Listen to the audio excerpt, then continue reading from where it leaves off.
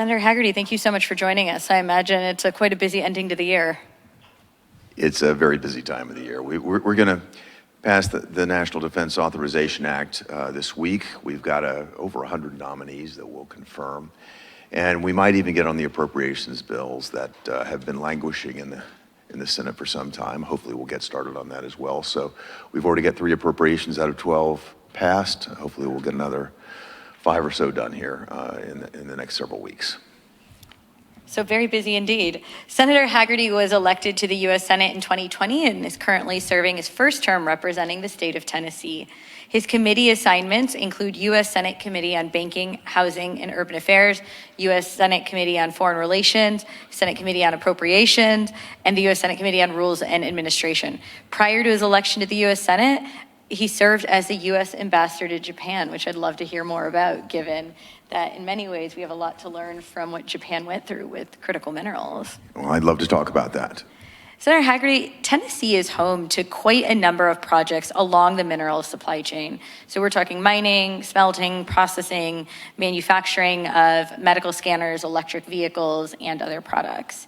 How has China's dominance of critical mineral supply chain and, to some end, their weaponization affected Tennessee in recent years? Well, as you mentioned, we have several advanced manufacturing industries that are in our state that are dependent on these critical rare earth minerals. If I think about it, some of the most incredible evolution, if you will, in battery technologies taking place in my home state.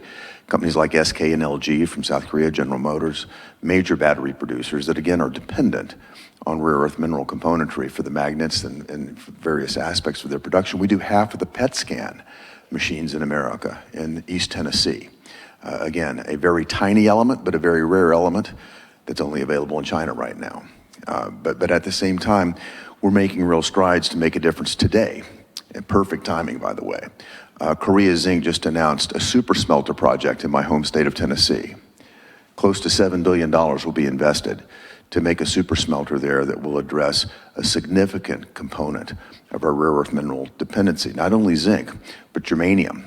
Over half the nation's requirements for germanium will come from Tennessee once this is done. That's a big deal because China cut us off of germanium, and germanium is crucial to our semiconductor industry. By extension, all electronics as we know them. What steps are you taking to address this challenge, both for Tennessee but broader U.S. security? Well, certainly I've been active in the recruitment of companies like Korea Zinc, meeting with them, encouraging them to come to our home state. There are many reasons why they've done it, but that's a project that I think we're going to see come to fruition very quickly. Again, the financing is in place. I work closely with our friends at the Pentagon, the Commerce Department, the U.S. federal government is taking an important role in this project. And we've got the right environment in Tennessee, so permitting will not be a hurdle the way it has been in the past. Financing is in place. That's quite significant. And most important of all is we're creating an environment of certainty. Like, I was a business person my entire life, and it is very difficult to navigate when you don't have certainty that there will be demand. I think what the investing public can see right now is that the United States is going to stand up to the unfair practices that China has demonstrated. I think you know how they've played. China has tried to corner the market on rare earth minerals. How have they done this? By unfair practices, whether it be subsidies there at home or by dumping on world markets to keep us from producing. That's coming to an end. And our trade representative is working carefully right now. They're doing the study as we speak to determine what tariff rates might apply and also to build an alliance of partners that will be able to, partner countries, I should say, that will work with us, that will partner with us in an environment where we have aligned 301 tariff posture with respect to China. Also, no tariffs for the production of critical rare earths in any of our countries that cooperate. What is the competitive advantage that Tennessee has? What are the policies that are attracting large-scale investment? Great leadership. That's, but in all seriousness, that actually is, present company excluded. We have had great leadership over the years that have produced a business climate that has been very positive. We have a low tax rate, no tax rate for individuals, but a low tax rate, a permitting environment that is conducive to actually making investments. And Tennessee's location actually has been a great advantage as well, just because of our location and our ability to access large parts of the U.S. market. And when you get to specific industries, you think about what's happening at Oak Ridge National Laboratory, which is in East Tennessee. It's the most complete, most extensive national lab that we have in the United States of America in terms of the various verticals that are touched at Oak Ridge National Lab. We have the Tennessee Valley Authority, which is the largest public utility in America, again, based in Tennessee. So if energy is a critical component of what you want to do, particularly if it has a nuclear flavor to it, you want to be in Tennessee to address that. And if you think about the mindset of our leadership, Tennessee has been forward-leaning. We have turned the state around in the course of a little over a decade to become, from an average performer to becoming a lead performer in terms of attracting foreign direct investment, creating new manufacturing jobs, advanced manufacturing capabilities. And we continue to focus on our human capital as well to make certain that the universities like my alma mater, Vanderbilt, University of Tennessee, Tennessee Tech, Chattanooga, that we've got great resources across the state, Memphis, that we are working together arm in arm with industry to make certain that we're delivering the talent that's going to be necessary for the future. So I want to zoom out a little bit. As I mentioned, you were President Trump's appointment to Japan as ambassador during his first term. Japan, in some ways, had a 15-year head start in some of these efforts because they saw how acutely painful it was to have rare earths weaponize them back in 2010. What can we learn from Japan's response to what happened 15 years ago? I might take just a minute to explain what happened 15 years ago. Back in 2010, China, which continually does this, China was encircling the Senkaku Islands in the East China Sea, harassing, making it difficult for the Japanese to utilize those islands that they have administrative rights over. One of the Chinese trawlers actually struck a Japanese self-defense boat, a Japanese Coast Guard boat. And so they brought the captain in. And China's response to that was to withhold critical rare earth elements. They demonstrated to Japan, they demonstrated to the world, frankly, what they were willing to do. They were weaponizing access to these elements even 15 years ago. At that point, Japan was over 90% dependent on China for rare earths. Japan went right to work looking for new sources, new partnerships. They very quickly have reduced their dependence to below 60%. Still a lot more room to go, and I think that's why Japan is a prime target for us to cooperate with as we look for ways to collaborate with other nations, other allies, to address this rare earth mineral shortage. And I think we'll see a lot more cooperation from countries like Japan, like South Korea in that process. Can we unpack that more? What do you think the role of our allies in the Indo-Pacific is going forth on critical minerals? Well, I think we're all subject to the same issues. And if you look at our allies' investments, both Japan and South Korea have made considerable investments here in America. I have been involved for the past 4 years in what we call the Trilateral Executive Dialogue that brings together CEOs from South Korea, from Japan, and from America to focus on technologies, opportunities for economic cooperation. We call it economic security, because economic security and national security, frankly, are quite aligned.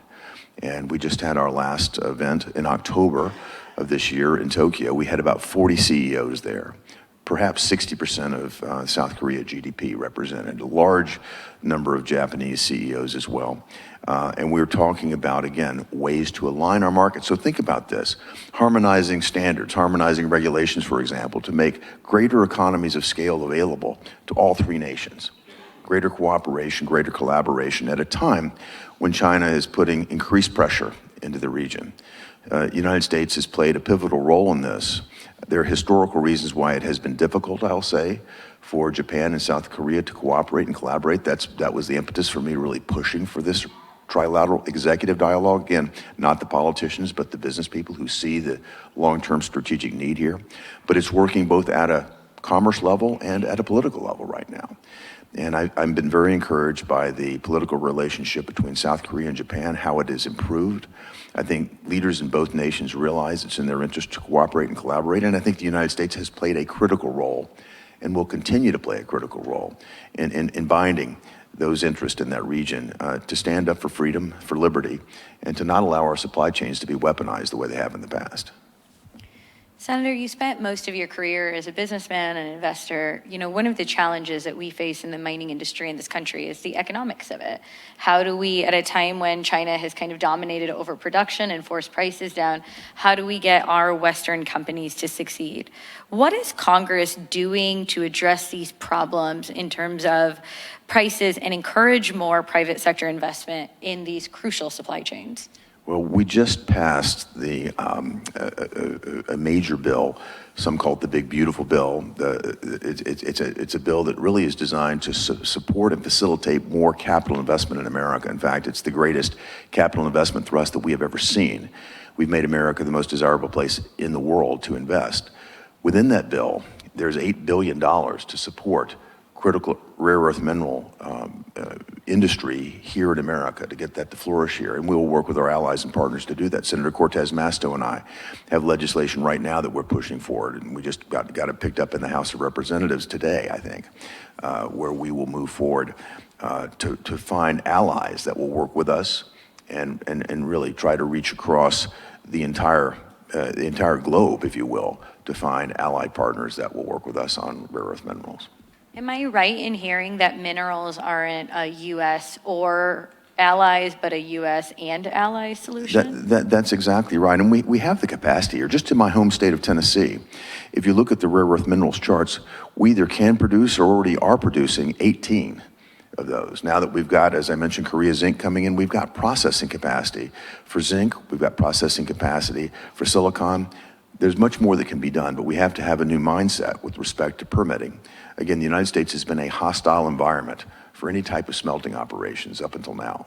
We've got to change that mindset, find the cleanest and most efficient way to do it. But we need to be processing here in America. That has been the weakness. Today, you've got producers of rare earths in Tennessee. You can mine it in Tennessee. They have to send it to China to have it processed before it comes back. We're going to change that dynamic, and we're working here very fast to do that.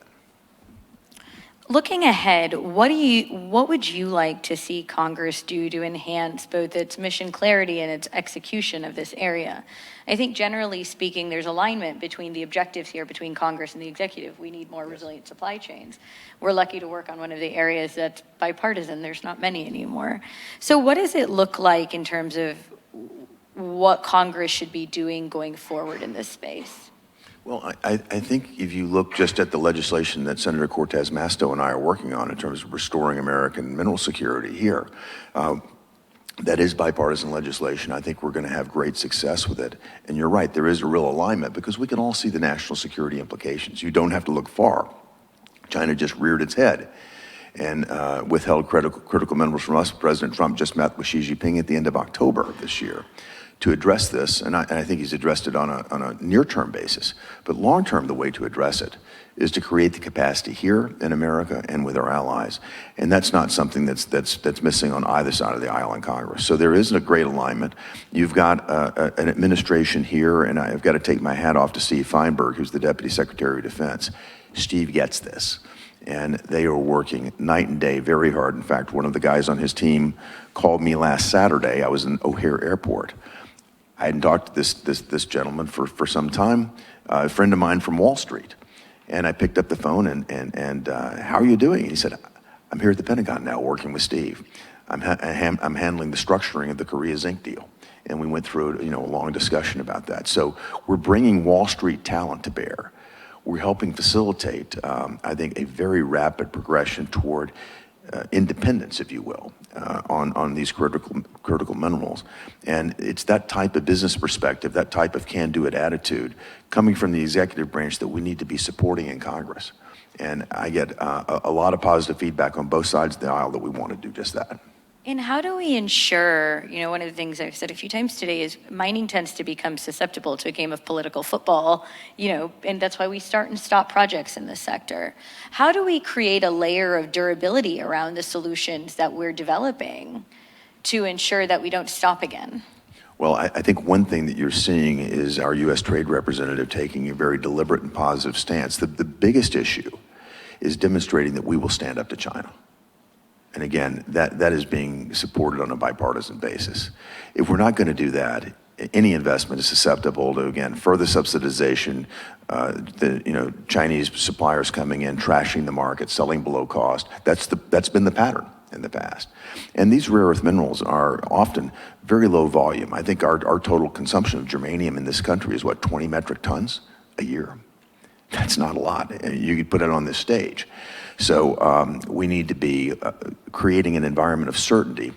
And I think that message is coming across loud and clear that we, meaning as a nation and with our allies, do not want to be in a situation yet again where we can be held basically hostage by anybody, and certainly not the CCP when they decide to exercise the strength that they have right now. So that's why we're moving as rapidly as we are. And I think that delivering that certainty is perhaps the most important element of what we can do. Because if we give them the certainty, the investors will come. It's the uncertainty that makes investors a bit skittish. And that's coming from my, decades of experience as an investor. That's what you need. It's not subsidies. It's not anything. It's not government involvement, but it's certainty that the opportunity will be there and it's not going to be taken from you by a malign actor like China. Do you think we need to be spending more money to meet our mineral security needs? I think the markets can dictate that, but if you look at demand for these minerals, you see that they play a very critical role. Tell me what device doesn't have magnets in it today, and you can begin to project what the future is. Businesses are much better at doing this, by the way, than governments. But again, providing the certainty will allow those projections to take place, and if they know that they've got a clear runway to compete, I think we're going to see great things. Any other thoughts on what we should be thinking about for 2026 and what success looks like? Well, I think you should look for more positive announcements. Korea Zinc, again, is a terrific announcement that just took place today.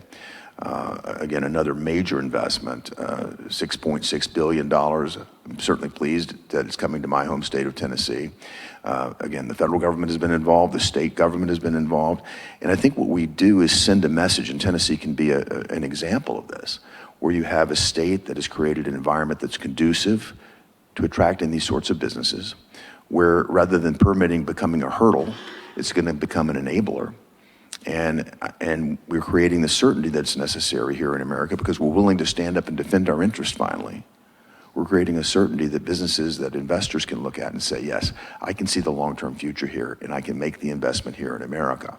And if you look at what we're doing from a trade standpoint, we're putting together partnerships. Those conversations are happening right now.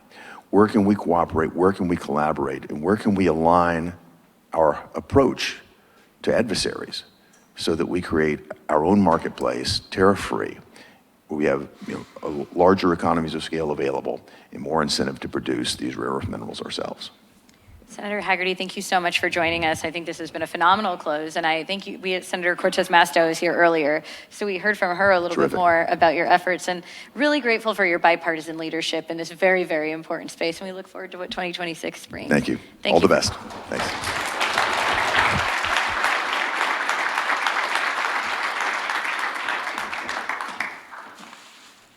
Thank you so much. Thank you. It was a real pleasure. Merry Christmas. Take care. Well, that's all for today. Thank you so much for joining us. And there are drinks out back and snacks. Please enjoy your time, and thanks again, and don't be a stranger. Take care.